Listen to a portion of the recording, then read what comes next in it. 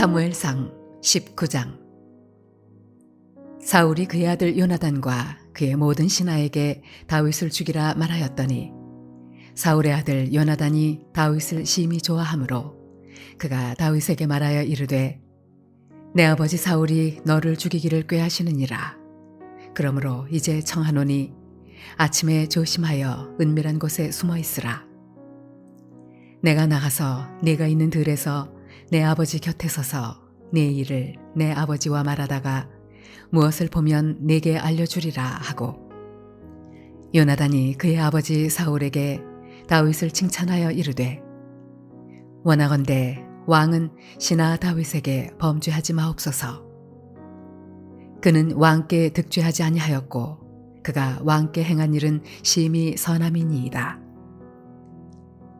그가 자기 생명을 아끼지 아니하고 블레셋 사람을 죽였고 여호와께서는 온 이스라엘을 위하여 큰 구원을 이루셨으므로 왕이 이를 보고 기뻐하셨거늘 어찌 까닭없이 다윗을 죽여 무죄한 피를 흘려 범죄하려 하시나이까.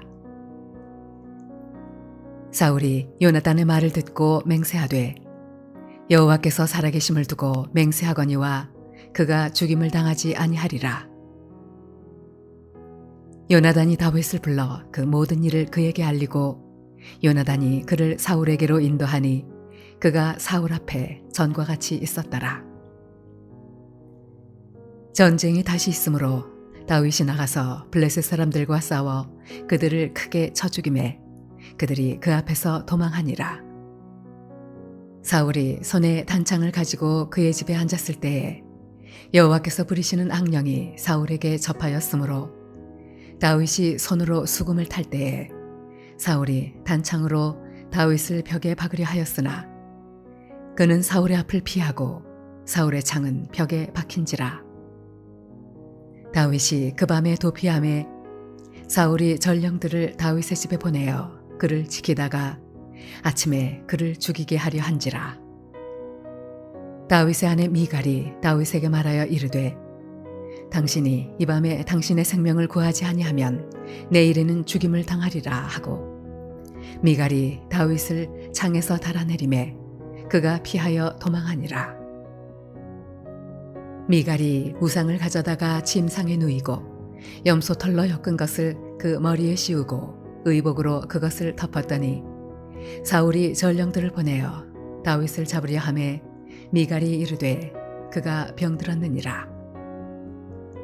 사울이 또 전령들을 보내어 다윗을 보라 하며 이르되 그를 침상째 내게로 들고 오라. 내가 그를 죽이리라. 전령들이 들어가 본즉 침상에는 우상이 있고 염소털로 엮은 것이 그 머리에 있었더라. 사울이 미갈에게 이르되 너는 어찌하여 이처럼 나를 속여 내 대적을 놓아 피하게 하였느냐. 미갈이 사울에게 대답하되 그가 내게 이르기를 나를 놓아 가게 하라. 어찌하여 나로 너를 죽이게 하겠느냐 하더이다 하니라. 다윗이 도피하여 라마로 가서 사무엘에게로 나아가서 사울이 자기에게 행한 일을 다 전하였고 다윗과 사무엘이 나요스로 가서 살았더라. 어떤 사람이 사울에게 전하여 이르되 다윗이 라마 나요스에 있더이다 하매 사울이 다윗을 잡으러 전령들을 보냈더니 그들이 선지자 무리가 예언하는 것과 사무엘이 그들의 수령으로 선 것을 볼 때에 하나님의 영이 사울의 전령들에게 임함에 그들도 예언을 한지라. 어떤 사람이 그것을 사울에게 알림해 사울이 다른 전령들을 보냈더니 그들도 예언을 했으므로 사울이 세 번째 다시 전령들을 보냈더니 그들도 예언을 한지라. 이에 사울도 라마로 가서 세구에 있는 큰 우물에 도착하여 물어 이르되 사무엘과 다윗이 어디 있느냐. 어떤 사람이 이르되 라마 나요스에 있나이다. 사울이 라마 나요스로 가니라. 하나님의 영이 그에게도 임하시니 그가 라마 나요스에 이르기까지 걸어가며 예언을 하였으며 그가 또 그의 옷을 벗고 사무엘 앞에서 예언을 하며 하루 밤낮을 벗은 몸으로 누웠더라.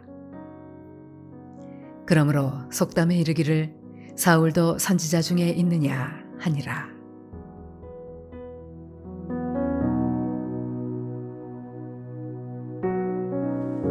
주 안에 사랑하는 성도님들, 함께 오늘 사무엘상 19장 8절부터 24절까지의 말씀을 나누겠습니다.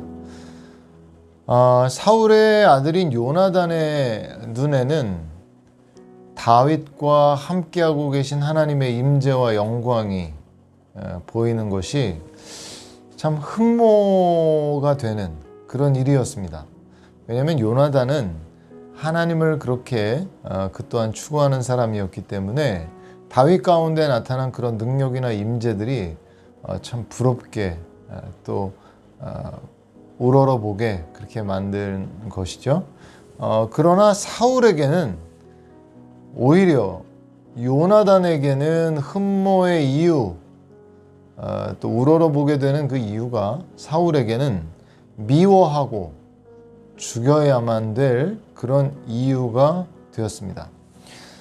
이런 입장의 차이가 나는 이유가 무엇이냐면, 요나단은 말씀드린 바와 같이 하나님의 눈으로 다윗을 하나님의 관점으로 바라보았기 때문이고, 사울은 자기 자신을 사랑함으로 자기 관점으로 다윗을 바라보았기 때문입니다.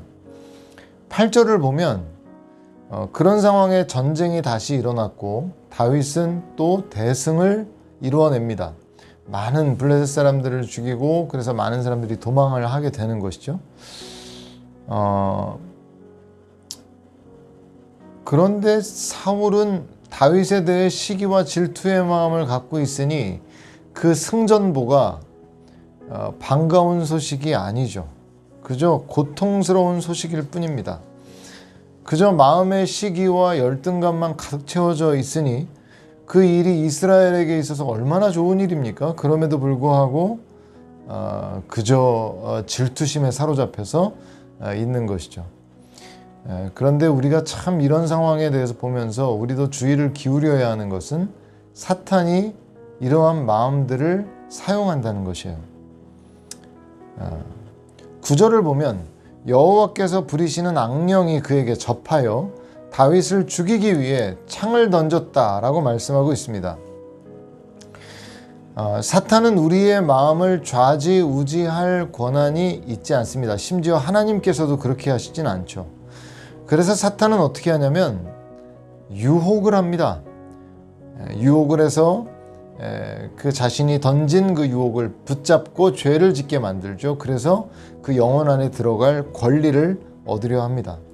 그래서 사탄은 우리 이 세상 가운데 우리가 많은 인간관계를 맺고 또 살아가고 있는데, 이 가운데 많은 관계 속에 부정적인 감정들을 일으키는 것이죠. 미워하기도 하고 시기, 질투, 다툼, 분열, 이런 마음들을 일으켜서 그 사람의 마음을 잠식한 이후에 그 상황을 열어둔, 이제 문을 열어놓은 그 영혼 안으로 들어가서 많은 악한 일들을 행하게 되는 것입니다. 그래서 잠언 4장 23절에 보면은 무슨 말씀, 아주 유명한 말씀이 나오죠.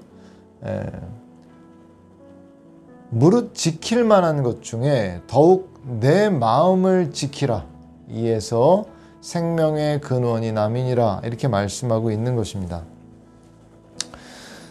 세상에 극악한 범죄를 저지른 사람들을 보면서 어떻게 저럴 수가 있을까, 어떻게 저런 일을 할 수가 있을까, 우리가 그렇게 생각하고, 물론 저도 그렇게 생각합니다. 그런데 그분들이 처음부터 그랬을까? 제가 보기에는 아주 조금씩 열어둔 악한 영들의 열어놓은 그 마음들이 점점 커져서 나중에는 통제할 수 없는 지경에까지 이르게 되고 만 것이죠. 우리도 그럴 수 있다는, 우리도 그러한 악한 영들의 마음을 열어둘 수 있다는 것에 대해서 참 주의를 기울여야 됩니다.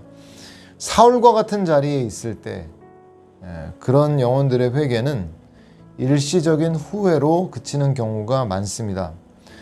살아있는 신앙을 어떻게 할 수 있을까요? 살아있는 신앙은 변화를 수반합니다. 그 좀 오래 걸릴 수는 있겠죠. 반복적인 죄의 때로 넘어지기도 하지만 죄를 아파하는 마음이 있습니다.